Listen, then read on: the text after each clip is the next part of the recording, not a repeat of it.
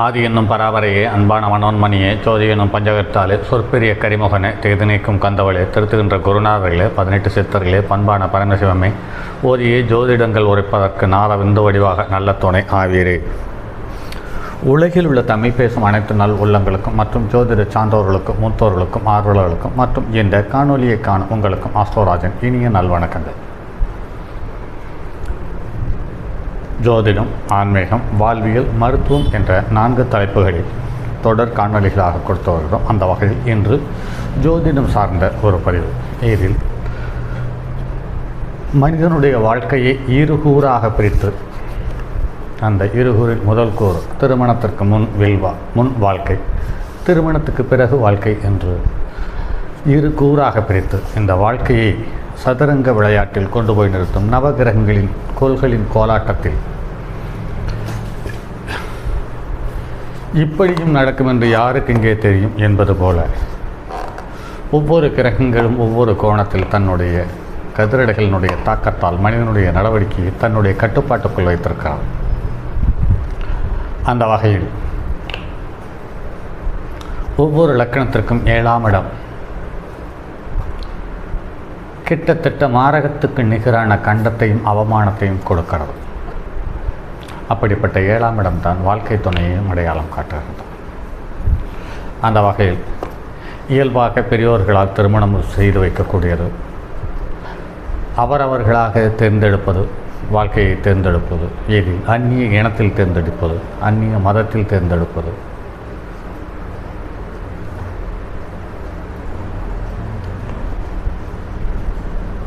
கந்தர்வ திருமணம் போன்ற பல விதங்களில் தன்னுடைய வாழ்க்கை துணை வந்து சேருகிறது என்பது அடையாளம் காட்டப்படுகிறது. அந்த வகையில் ஒரு ஜாதகத்தில் இருதார யோகம் எப்படி இருக்கும், அல்லது 2ஆம் தாரம் இருக்குதா இல்லையா, அப்படி முதல் தாரம் இறந்து விட்டதா பிரிந்து போனதா என்பதை சார்ந்த நிறைய தகவல்களை ஒவ்வொரு ஜாதகங்களும் நமக்கு அடையாளம் காட்டுகிறது. அந்த வகையில் இன்று ஒரு ஜாதகம், இது பெண் ஜாதகம். 5/3/1977 பிறந்தது. காலை 4:15 மணிக்கு பிறந்தது. இது ஆத்தூர் ஜனனம். இதில் மகர லக்கணம் சிம்ம ராசியில் பிறந்திருக்கிறது.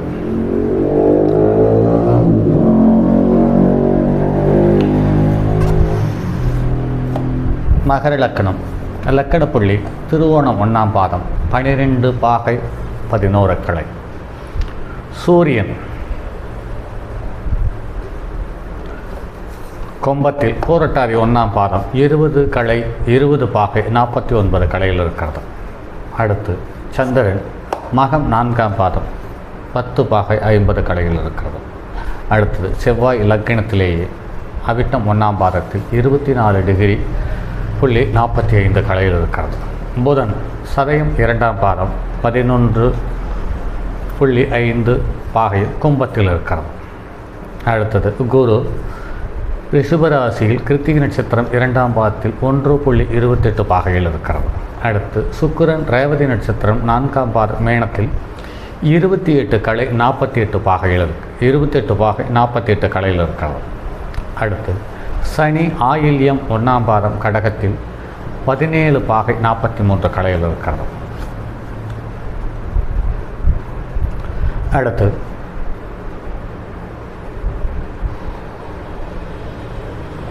ராகு சித்திரை 3ஆம் பாதத்தில் துளாராசியில் இருக்கிறது, 3.7 பாகையில் இருக்கிறது.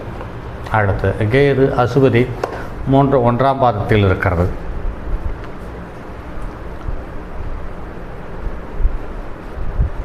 மேசராசியில் 3.7 பாகையில் இருக்கிறது. இது முதல் திருமண வாழ்க்கையில், அதாவது முதல் கணவனுக்கு ஒரு பெண் குழந்தை கருவில் இருக்கும் போதே கணவன் இறந்து விடுகிறார் என்று சொல்லப்படுகிறது. இது மகர லக்கணத்துக்கு 4ஆம் இடத்தை பார்க்கக்கூடிய அமைப்போடு மகர லக்கணத்தில் செவ்வாய் அமர்ந்து சுயசாரம் பெற்றிருக்கிறது. 2ஆம் இடத்தில் சூரியனும் புதனும் ஒன்றாக சேர்ந்திருக்கிறது. சூரியனுக்கும் புதனுக்கும் வீடு கொடுத்த சனி அவனுடைய ஸ்தானத்துக்கு 6ஆம் இடத்தில் இருந்து சனி வக்ரகதியோடு இருக்கிறார். அடுத்து மூன்றாம் இடத்தில் சுக்கிரன் உச்சம் பெற்றிருக்கிறான் மீனத்தில். அடுத்து 4ஆம் இடத்தில் கேது பகை பெற்றிருக்கிறது. 5ஆம் இடத்தில் குரு ரிஷபத்தில் 8க்குரியவனுடைய சாரம் பெற்றிருக்கிறது. அடுத்து 7ஆம் இடத்தில் சனி வக்ரகதியிலிருந்து ஆயில்ய நட்சத்திரம் புதனுடைய நட்சத்திரத்தில் இருக்கிறது. அடுத்து சித்திரை 3ஆம் பாதத்தில் துலா ராசியில் செவ்வாயினுடைய நட்சத்திரத்தில் ராகு அமர்ந்திருக்கிறது. கேது அசுவதி முதல் பாதத்தில் இருந்து சுயசாரம் வாங்கியிருக்கிறது.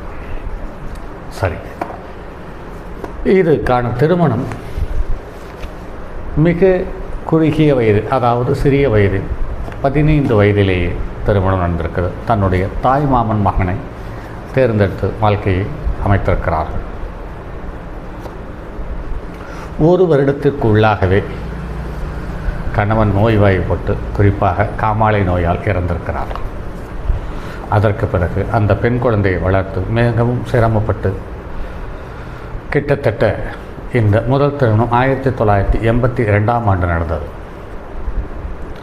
அடுத்து 2வது திருமணம் 1999இல் சூரிய திசையில் சந்திரபுத்தியில் நடந்திருக்கிறது. பாருங்கள் நண்பர்களே, லக்கினத்துக்கு 3ஆம் இடத்தில் இருக்கக்கூடிய சுக்கிரனும் 8ஆம் இடத்தில் இருக்கக்கூடிய சந்திரனும் சேர்ந்து 1982ஆம் ஆண்டு சுக்கிர திசையில் சந்திரபுத்தியில் முதல் திருமணம் நடந்திருக்கிறது. அடுத்து சூரிய திசையில் சந்திரபுத்தியில் 1999ஆம் ஆண்டு நடந்திருக்கிறது. பாருங்கள் நண்பர்களே, முதல் திருமணம் சுக்கிரனும் சந்திரனும் தொடர்பு பெற்றிருக்கிறது. ஒன்றுக்கொன்று 6, 8 இருக்கிறது, சஷ்ட அஷ்டமத்தில் இருக்கிறது. அடுத்து 2வது திருமணம் சூரியனும் புதனும் ஒன்றாக சேர்ந்து சந்திரனுடைய நேரடி பார்வையில் இருக்கு. சந்திரன் இருந்த வீட்டுக்குரியவன் சூரியன், அவன் தன்னுடைய வீட்டை தான் பார்க்கும் அமைப்போடு 7க்குரியவன் இருந்த அமைப்போடு 1, 7, 8க்குரியவன் ஒருவருக்கொருவர் தொடர்பு பெற்று திருமணத்தை செய்து வைத்திருக்கிறார்கள். ஆக இவருக்கு, இந்த பெண்ணுக்கு முதல் கணவனுக்கு ஒரு பெண் பிள்ளையும் 2வது கணவருக்கு ஒரு பெண்ணும் ஒரு ஆணும் இருந்திருக்கிறது. அந்த வகையில் பார்க்கும் பொழுது பொதுவாகவே மகர லக்கணத்திற்கு 7ஆம் இடத்தில் சனி இருக்கிறது சரியில்லை என்பது ஒரு பக்கம் இருந்தாலும் கூட, பொதுவாக சனி இருக்கும் பட்சத்தில் என்ன சொல்லுகிறார்கள், சப்தமத்தில் சனி இருக்க பிறந்தவர்களுக்கு தாரம் 2 என்று சொல்லிவிடுகிறார்கள். இது நிறைய ஜாதகத்தில் ஒத்துப்போகிறது, ஒரு சில ஜாதகத்தில் ஒத்துப்போகவில்லை. அதே சமயத்தில் லக்னத்துக்கு 6, 8, 12இல் 6க்குரியவன் அமர்ந்து 6, 8, 12க்குரியவனுடைய தொடர்பு பெறும்பொழுது கல்யாண வாழ்க்கை நெருக்கடியான சூழ்நிலையை சந்திக்கிறது என்பது சொல்லப்பட்டிருக்கிறது. அடுத்து இதில் லக்னத்துக்கு 8ஆம் இடத்தில் சந்திரன் 7க்குரியவன் 8ஆம் இடத்தில் சிம்மத்தில் அமர்ந்து கும்பத்தில் இருக்கக்கூடிய சூரியன் பார்வை பெறுகிறது. அதாவது 8ஆம் இடத்தில் கிரகம் அமர்ந்து 8க்குரியவனால் பார்வை பெறுகிறது. இது ரொம்பவும் கடினமான ஒன்று. இந்த ஜாதகத்தில் பாருங்கள் நண்பர்களே, குருவும் சுக்கிரனும் ஒருவருக்கொருவர் பரிவர்த்தனை பெற்றிருக்கிறார்கள். அதுதான் இந்த ஜாதகத்தில் முதல் கணவர் இறந்த பிறகும் 2வது கணவரோடு வாழ்க்கையை வாழ அதற்கு பிறகு வரக்கூடிய சந்ததிகள் இவர்களுக்கு உதவிகரமாக அமைந்தது என்பதை நடைமுறையில் பார்க்க முடிகிறது. ஆக ஒரு ஜாதகத்தில் லக்கினத்திற்கு 3, 7, 11க்குரியவர்கள் தொடர்பு இருக்கும் பொழுது ஒருவருக்கொருவர் நட்பாகவோ பகையாகவோ எப்படி இருந்தாலும் ஒன்றுக்கு மேற்பட்ட திருமணங்கள் தெரிந்து விடுகின்றன. 3ஆம் இடத்தில் இருக்கக்கூடிய சுக்கிரன் 7ஆம் இடத்துக்குரிய சந்திரன், ஆக 3, 7 தொடர்பு வந்தது.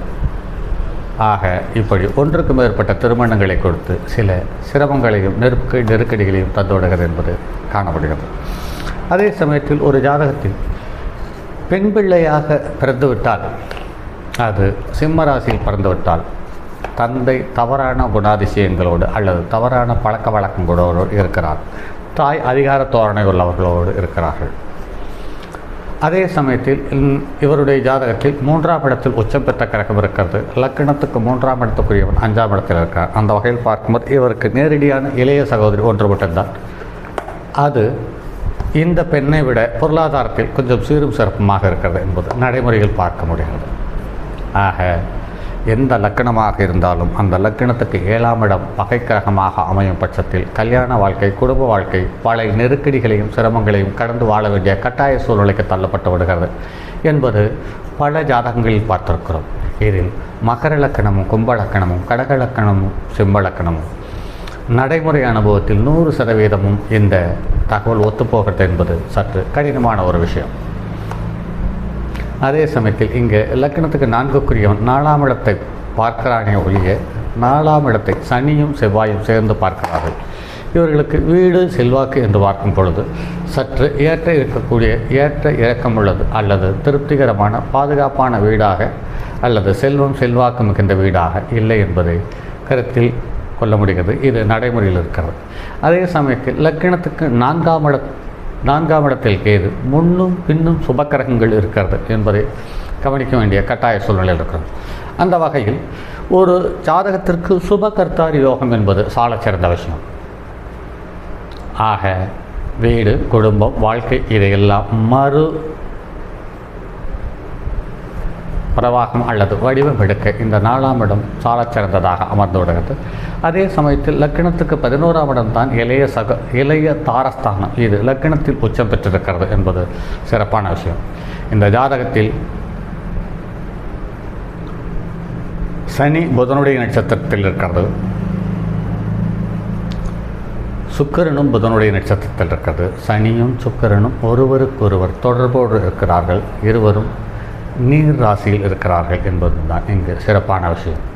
ஆக இந்த ஜாதகத்தில் நில ராசியில் என்று பார்க்கும் பொழுது கிரகங்கள் எதுவும் இல்லை, செவ்வாயை தவிர. நீர் ராசியில் 2 கிரகம் இருக்கிறது, நெருப்பு ராசியில் 2 கிரகம் இருக்கிறது, வாயு ராசியில் 1 கிரகம் மட்டும் இருக்கிறது. ஆக வாழ்க்கையில் சறுக்கள் விழுந்தாலும் மறுபடி எழுந்து பயணிக்கக்கூடிய தன்மை லக்னாதிபதி சனி 7ஆம் இடத்திலிருந்து லக்கணத்தை பார்த்ததனால் வந்த ஒரு சுதந்திரமான விளைவு என்பதில் மாற்று கருத்திருக்க முடியாது. சரி நண்பர்களே, மற்றும் அடுத்தது ஒரு பதிவில் சந்திப்போம். அதுவும் இருதாரம் ஜாதகம் என்பது வலியுறுத்த விரும்புகிறேன். மற்றும் அடுத்தது ஒரு பதிவில் சந்திப்போம். அதுவரை உங்களிடமிருந்து விடைபெறுவது உங்கள் அன்பு நண்பன் எம் ராஜரத்தினம். தங்கமான் மழுவோடேந்தி தன்மதி தலையில் கொண்டோர் மங்கையர் பதிக்கச் சொன்ன மாமொழி ஜோதிடத்தை இங்கு யாம் உரைப்பதற்கோர் இமை என்னும் பிழை வராமல் காக்க செங்கன் மால் மருகன் யானைச்சரன் பதம் காப்பதாமே.